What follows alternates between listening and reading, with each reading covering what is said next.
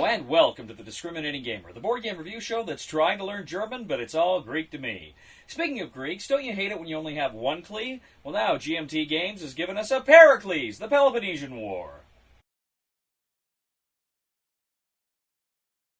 In Pericles, the Peloponnesian War from GMT Games, 1 to 4 players take on the roles of different factions within the city-states of Greece during the Peloponnesian War of 431 to 404 BC.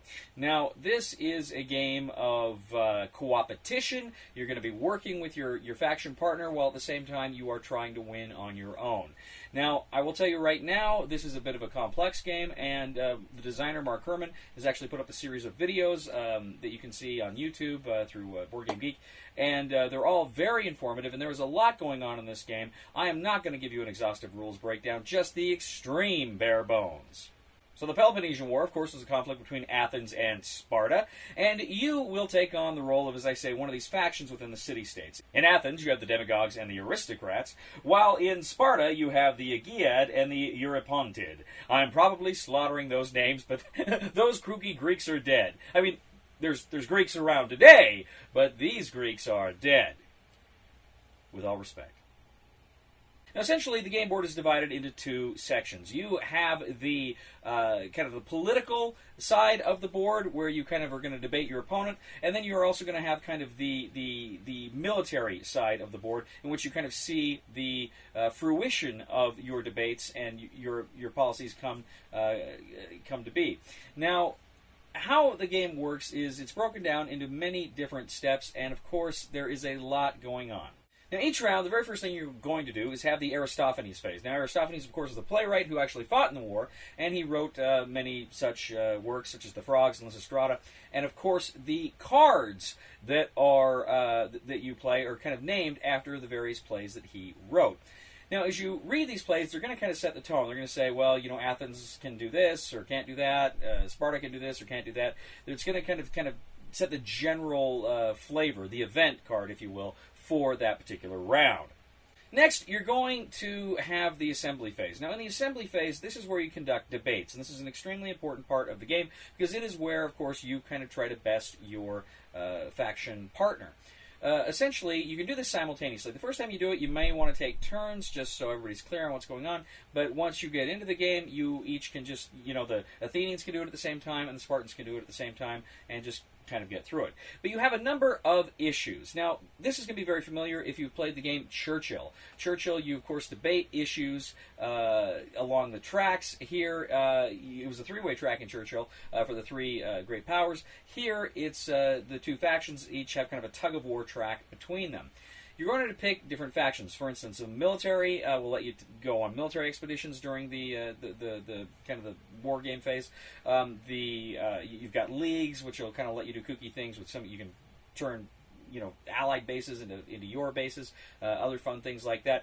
Diplomacy, where you can essentially try to kind of get some more of your allies on your side and do some other funky things. You've got kind of political things you can do, like try to host the games. You can even debate the very idea of war and peace between you and the opposing faction.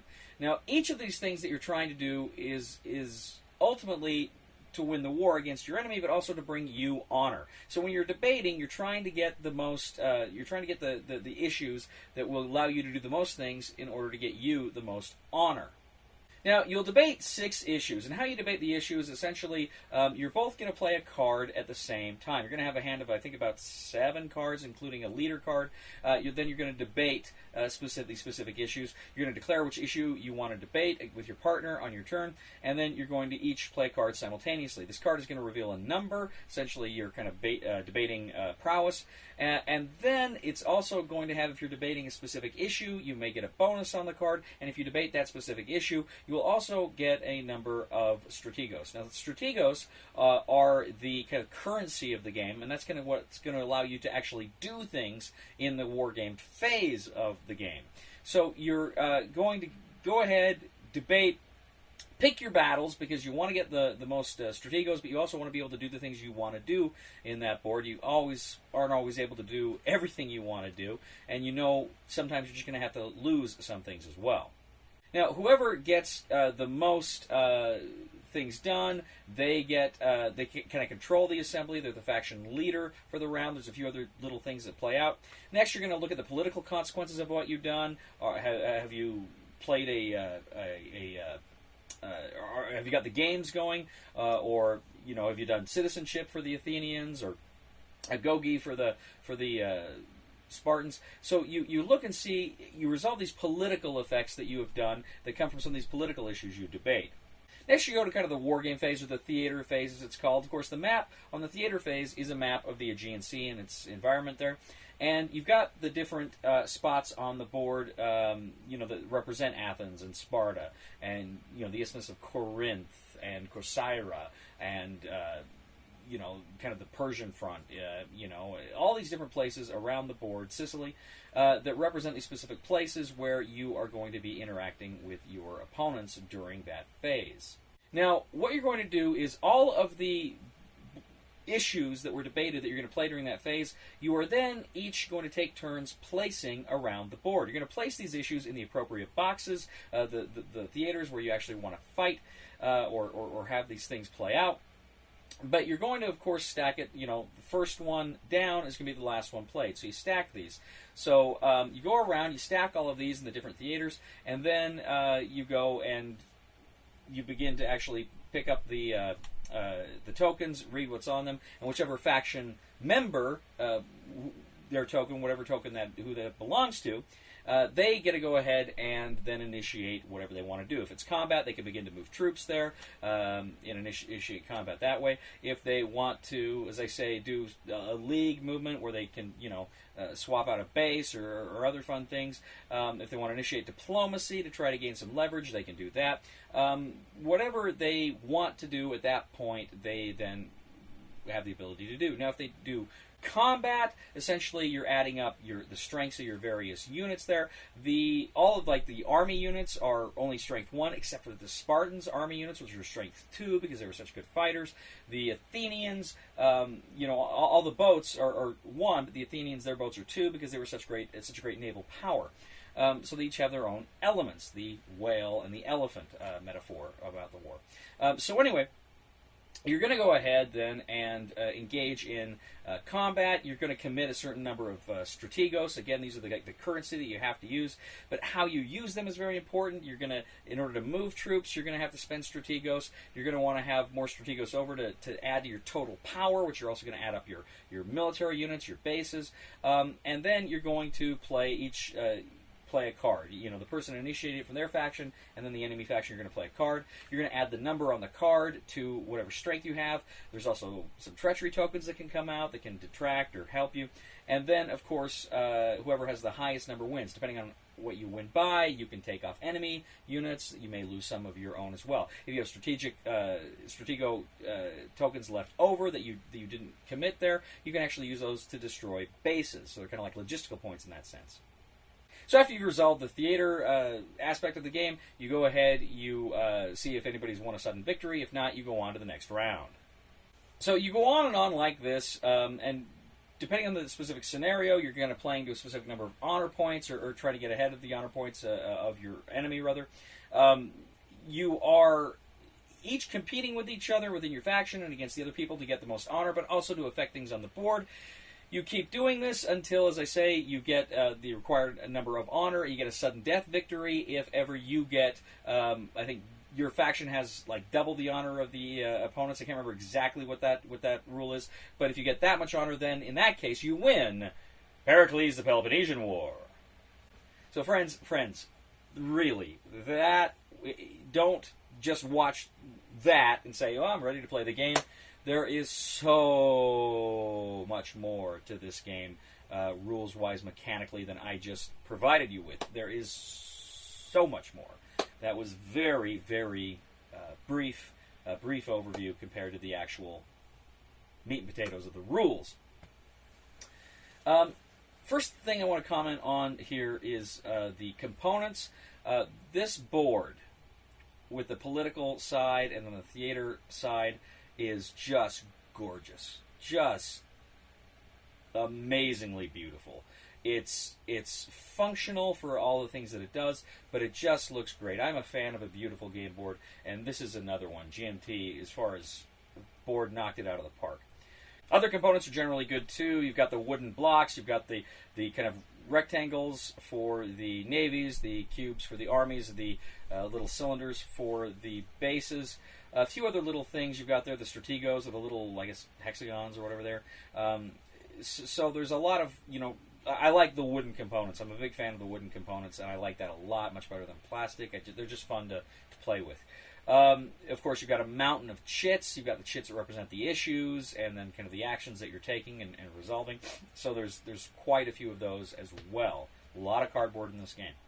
There's a lot of player aids. There is an aid for the bots, because you can play with less than 4 people, so it comes with the player aids for that, and kind of the mechanics of how all that will resolve and will work. There's some dice for that.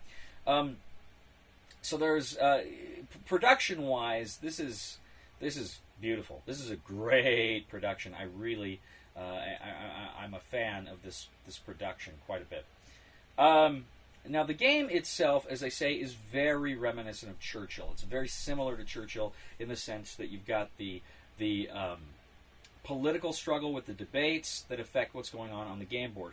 I'm going to say this, it's superior to Churchill in the sense that with Churchill, you would have the political struggles, but your allies, and then the theater board, the war game aspect, was very determined. I don't know if deterministic is the word.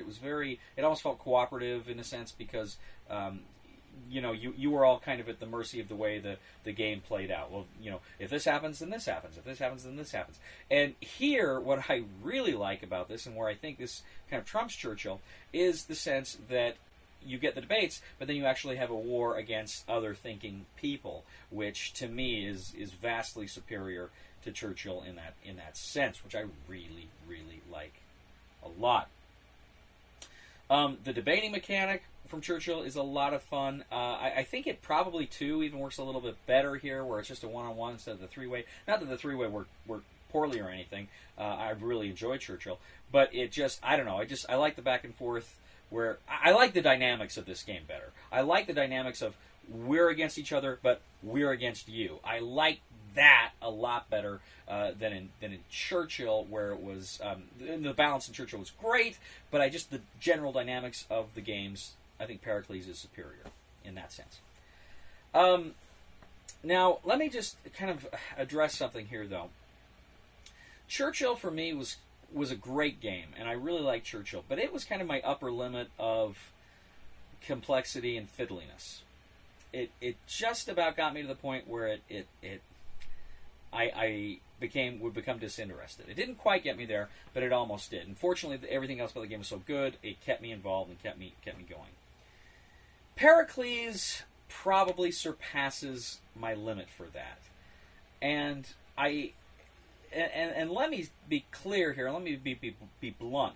I am absolutely in awe of Mark Herman, because this is an impeccably designed game. This is a well-oiled machine game, but it is fiddly, and it is complex. It is very complex.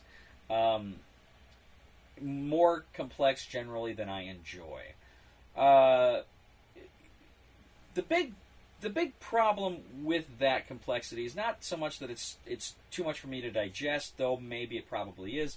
The real problem I have with that is it's difficult to get people to the table to learn this game, and then keep wanting to play it. I think this game does scratch a particular itch, but it seems like for the amount of work you got to go to get there, there are other games that maybe can do enough to get you to that point anyway. I liked Pericles. I thought Pericles was fun. I thought it was engaging, but it's just a bit much. Now I'll tell you too. I generally, whenever I review a game, I try not to watch other people's reviews of games. I don't want to be tainted by it. I do occasionally. Usually when I watch a review before I review a game myself, it's because the game is either very intimidating or there are some mechanics I'm not getting my head around from reading the rules. And I will tell you, I watched Marco's review on this game.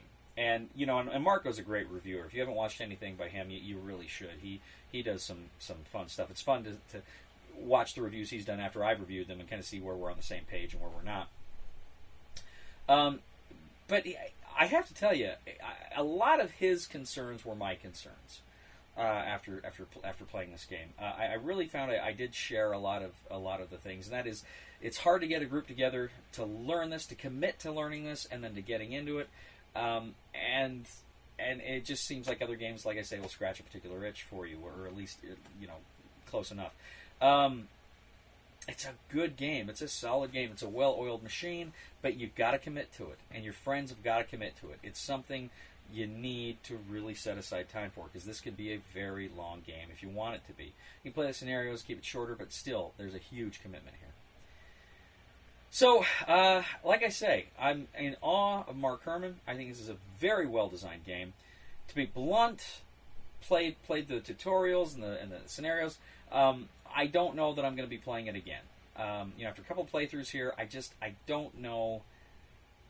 I don't know that I'm going to be playing it again, because obviously I'm moving, and I don't think I'm going to be able to take this one with me, where space is a premium. Glad I played it. Super glad I played it. And again, I'm in awe of it. I would like to see more games borrow mechanics from what Mark Herman is doing. In a lot of ways, I think he's one of our best designers out there right now. He leaves me in awe. But this was just a bit much. I mean, dare I say, as great as this is, I would have liked it to be just maybe a little more streamlined, maybe a little more straightforward in certain areas, I guess. And one other thing, too, you do need 4 players. You can play this with bots, but this game needs 4 players. So again, that makes it hard to get groups together to commit to this, to want to learn this with 4 players. That could be an issue for your group. Again, I like this game. Glad I played it. I won't be playing it again. And I think there are a ton of people out there who will love this game for what it is, who will thrive on this game, who will eat it up. I'm not one of them. So, recommendation for the discriminating gamer, try it before you buy it. I really want you to try this one, though, at some point. If you think this might be something for you, make the time to try it. I think even if you decide the game is not one you want to own or play repeatedly, you will benefit from having played it. So seek this one out and play it. Thank you once again for joining us today on The Discriminating Gamer. As always, we ask you to please leave a comment for us on YouTube, on Board Game Geek, on our Facebook page, or on thediscriminatinggamer.com. We ask you to please like us on Facebook, subscribe to us on YouTube, and follow us on Twitter. We are The Discriminating Gamer, and guess what my favorite musical is? Grease is the word, is the word, is the... It's really 1776. Please somebody help me on my feet again, and I don't know where I'm going, and I don't know where I've been. Please somebody help me on the solid ground. It's a long time, and I'll be dying. Once a year I wind up in the band. In Pericles, the Peloponnesian War, for 1 to 4, 1 to 4, 1 to 4, where they say it's 4. In Pericles, the Peloponnesian War. In Pericles, the Peloponnesian War, for 1 to 4 players. In Pericles. In Pericles, the